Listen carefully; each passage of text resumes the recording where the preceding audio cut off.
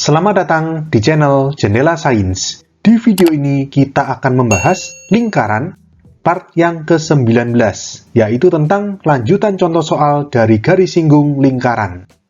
Simak terus video ini sampai akhir. Contoh soal berikutnya. Perhatikan gambar di samping. Di sini ada sebuah lingkaran. Diketahui titik P adalah titik pusat lingkaran, ini titik P.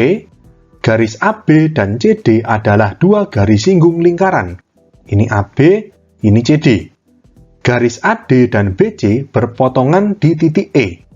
AD, BC berpotongan di titik E.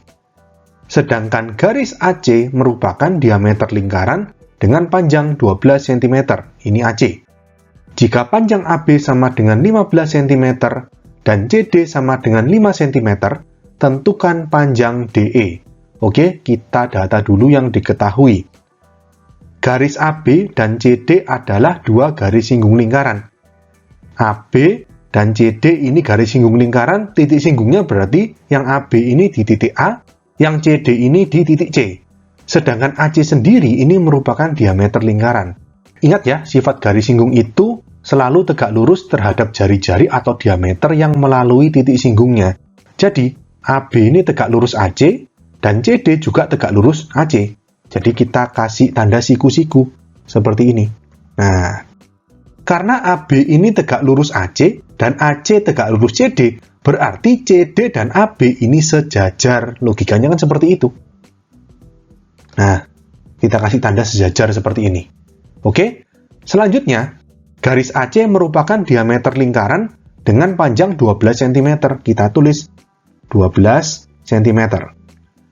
Jika panjang AB sama dengan 15 cm, ini 15 cm, dan CD 5 cm, yang atas ini 5 cm, pertanyaannya, tentukan panjang DE. DE itu ini.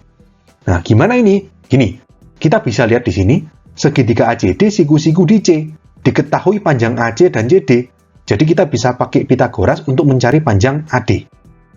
Kita hitung, AD kuadrat sama dengan AC kuadrat plus CD kuadrat. Berarti sama dengan AC itu 12 kuadrat plus CD itu 5 kuadrat. Berarti sama dengan 144 plus 25. Berarti sama dengan 169.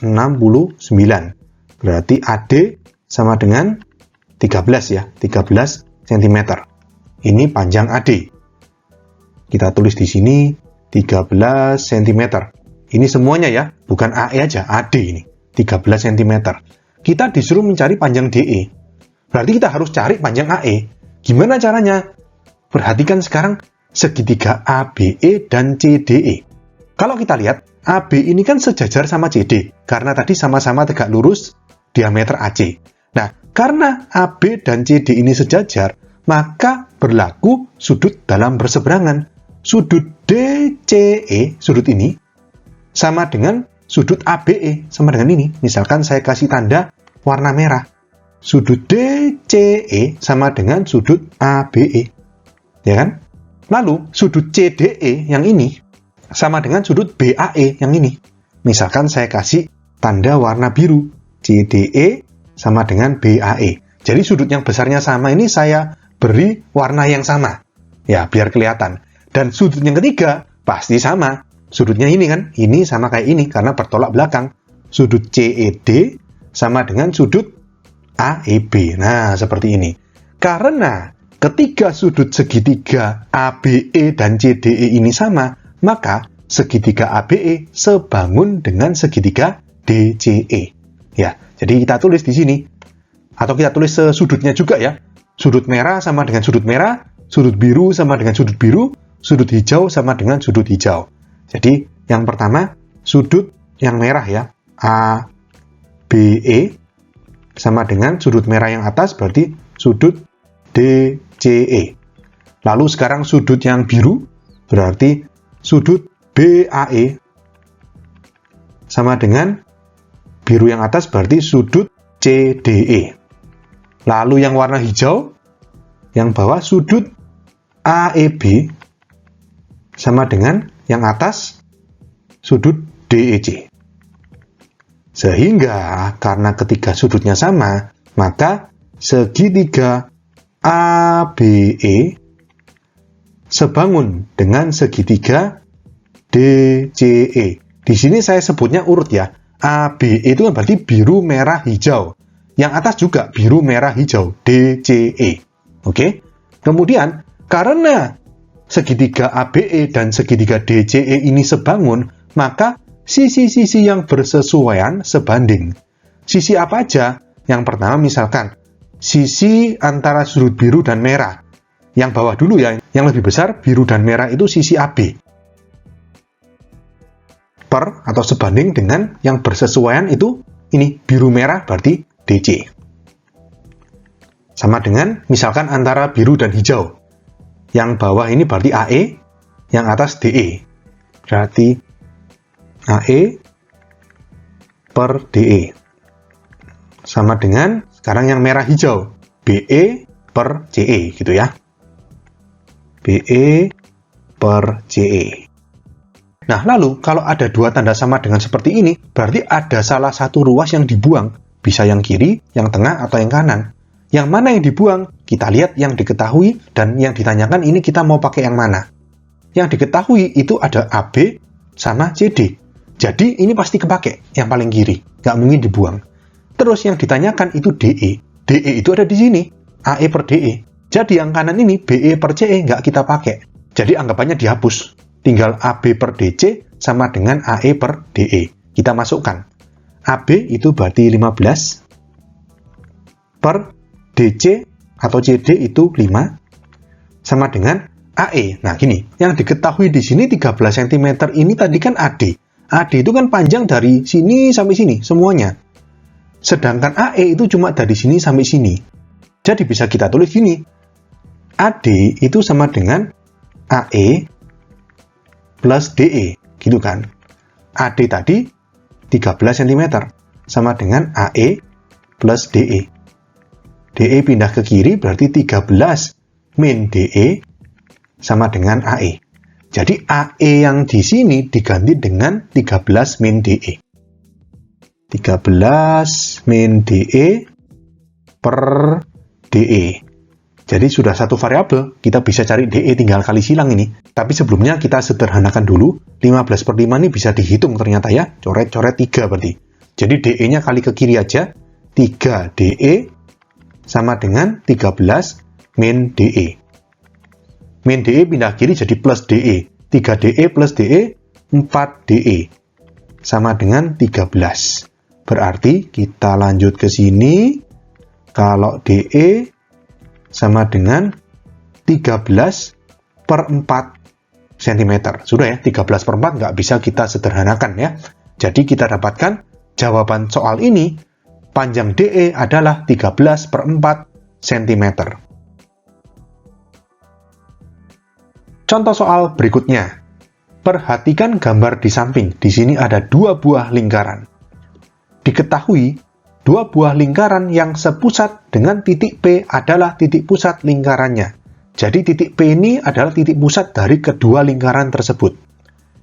Jika AB yang panjangnya 12 cm adalah tali busur lingkaran besar yang menyinggung lingkaran kecil, tentukan luas daerah yang diarsir. Jawaban biarkan dalam bentuk pi. Oke, gini, kita lihat di gambarnya. Di sini ada dua lingkaran besar dan lingkaran kecil, yang sepusat, yaitu di titik P. Terus, ada garis AB, panjangnya 12 cm.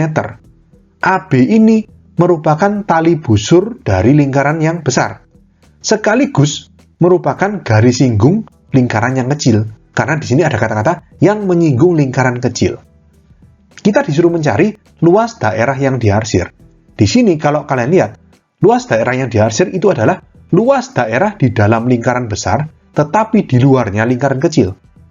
Oke? Berarti, kalau mau menghitung daerah yang diarsir ini, ya tinggal luas lingkaran besar dikurangi luas lingkaran kecil. Gitu kan? Gimana cara carinya? Gini.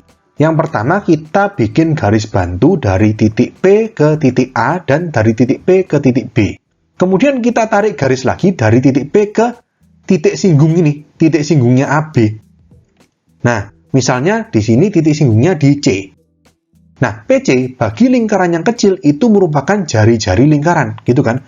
Misalkan jari-jari lingkaran kecil itu R1. Nah, AB tadi kan garis singgung lingkaran kecil. Yang namanya garis singgung itu sifatnya selalu tegak lurus dengan jari-jari di titik singgungnya, yaitu titik C. Artinya AB ini tegak lurus PC.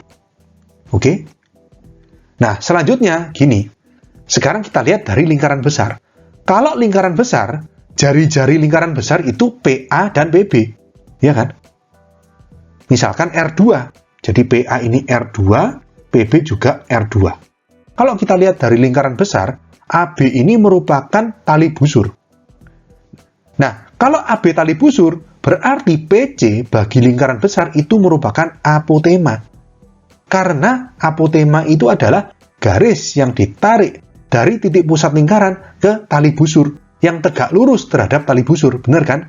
Dan nggak hanya itu, nggak hanya tegak lurus, tapi apotema juga membagi tali busur menjadi dua bagian sama panjang. Berarti di sini AC dan CB ini sama. Karena tadi AB panjangnya 12 cm, dibagi oleh C di tengah-tengah, berarti panjang AC dan CB ini masing-masing 6 cm dan 6 cm. Gitu kan logikanya? Nah, sekarang kita lihat salah satu segitiga, terserah mau segitiga PAC atau PCB. Misalkan saya yang kiri, segitiga PAC.